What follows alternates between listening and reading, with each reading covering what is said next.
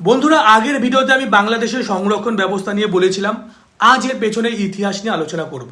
স্বাধীনতার আগে বাংলাদেশ পাকিস্তানের অংশ ছিল, তখন এটিকে পূর্ব পাকিস্তান বলা হতো, আর আজকের পাকিস্তানকে পশ্চিম পাকিস্তান।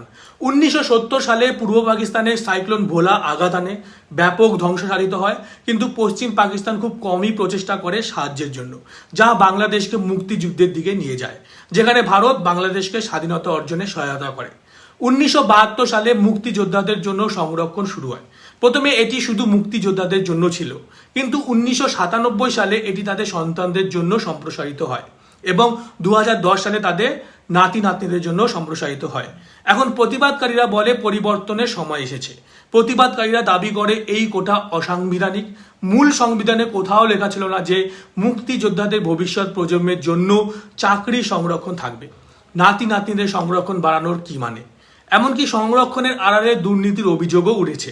প্রতিবাদকারীরা দাবি করে যে মুক্তিযোদ্ধাদের সংরক্ষণ অসামঞ্জস্যভাবে ক্ষমতাসীন দল আওয়ামী লীগের লোকজনকে উপকৃত করছে।